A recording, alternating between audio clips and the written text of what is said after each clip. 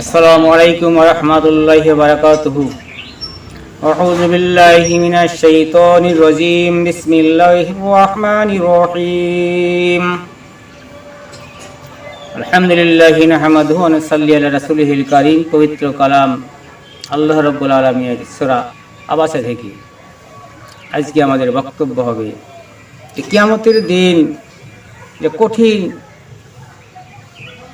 কে হইতে কে পালাবে, কাকে দেখে কে পালাবে, সে সম্পর্কে ওয়াজ। সেই দিনে মানুষ কঠিন বিপদে থাকবে, সেই বিপদের দিন সম্পর্কে কোরআন থেকে আলোচনা আমরা শুনবো, পক্ষান্তর সময় আমল করব, সেটাকে মেনে নেব। এর নাম হচ্ছে ঈমান।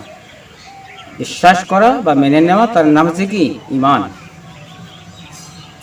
আল্লাহ রাব্বুল আলামিন পবিত্র কালামে ঘোষণা করে দিয়েছেন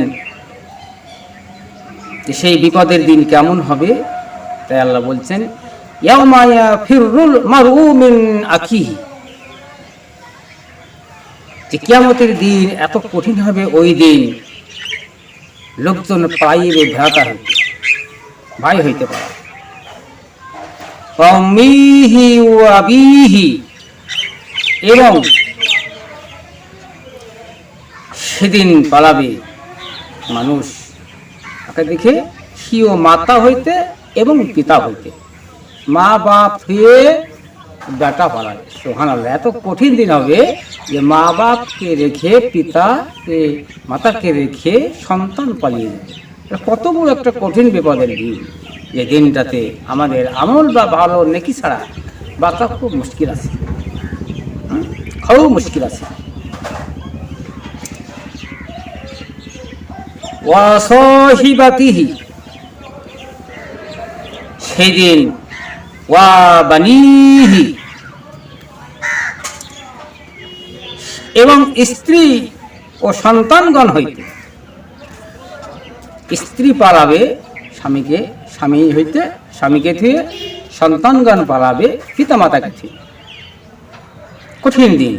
প্রত্যেক লোকেরা সেদিন এমন লিকুল্লি ইমরিইম মিনহুম ইয়াউমাইযিন শাআনু ইগনি, প্রত্যেক মানুষ সেই দিন কঠিন দিন হবে, যে সেদিন এমন অবস্থা হইবে যে তাহাকে অন্যের চিন্তা হইতে বিরত থাকবে, বিরত রাখবে।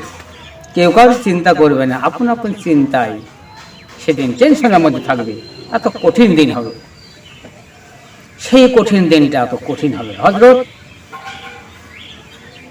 আব্বাস হইতে হাদিস বর্ণনা করেছেন, হযরত আব্বাস হাদিস বর্ণনা করেছেন, নবী পাক সাল্লাল্লাহু আলাইহি ওয়াসাল্লামের পবিত্র হাদিস হইতে বর্ণিত আছে যে কঠিন দিনটা এমন দিন হবে, এক বেখাতনা আওরত নবীকে জিজ্ঞাসা করছে, ইয়া নবী গো, কঠিন দিনটা কেমন হবে গো নবী? ওই দিনটা এমন কঠিন হবে, কেমন ধরনের কঠিন হবে হুজুর গো? সেই দিন কি সত্য মানুষ লাঙ্গা বদন লাঙ্গা পায়ে উঠবে কবর থেকে? হুজুর, ওই দিনটা তো কঠিন হবে। ওই দিন কি আপন আপন মানুষ চিন্তায় থাকবে, লাঙ্গা বদনে লাঙ্গা শরীরে উঠবে, লাঙ্গা পা নিয়ে উঠবে, পায়ে জুতো থাকবে না, পরনে কোনো বস্ত্র থাকবে না।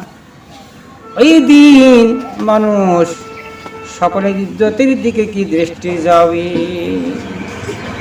নবী বলেন, ওই দিন এত কঠিন দিন হবে, ওই দিনটা কেউ কারোর দিকে নজরে যাবে না, কারোর দিকে দৃষ্টি যাবে না। আপন আপন চিন্তা নিয়ে অন্যের চিন্তায় বিরত থাকবে, নিজের চিন্তায় নিজে ব্যস্ত থাকবে, কিন্তু অন্যের চিন্তায় বিরত থাকবে, তাকে বিরত রাখবে। আয়েশা সিদ্দিকা রাদিয়াল্লাহু তাআলা আনহা হইতে আনহা কেঁদে কেঁদে বলেন, নবী গো,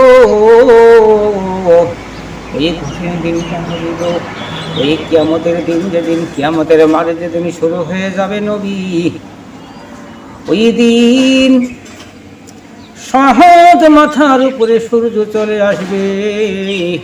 ওই দিন হুজুর গো, ওই দিন মানুষ লোকজন চিৎকার মেরে মেরে কাঁদবে, জাহান্নামের গর্জন শোনা যাবে, আর সূর্যের তাপে জমিন, পায়ের নিচের জমিন উপরে তামার মতো লাল টকটক হয়ে যাবে। হুজুর, পা রাখা সম্ভব হবে না। হুজুর গো, লোকজনরা চিৎকার মেরে মেরে কাঁদবে, নবী ওই দিনটা এক নজর আপনাকে দেখার জন্য, এক নজর আপনাকে আপনার কাছে যাইবার জন্য, একবার আপনার কাছে যাইবার জন্য। হুজুর গো, ওই দিন আপনাকে পাইবার জন্য আমি পাগল হয়ে যাব। হুজুর আজ কি ওয়াদা করে যান, ওই বিপদের দিনে কি আপনি আমাকে আপনার পাশে স্থান দিবেন?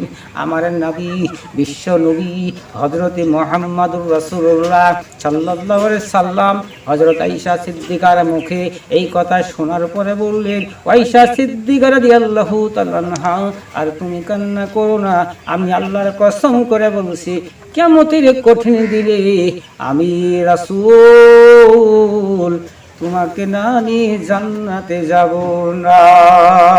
সুবহানাল্লাহ, এত কঠিন বিপদের দিন হবে যে আয়েশা সিদ্দিকা রাদিয়াল্লাহু তাআলা আনহাও কাঁদছেন, রাদিয়াল্লাহু তাআলা আনহা কাঁদছেন যে হুজুরের বিপদের দিনে আমি কেমন করে বাঁচব।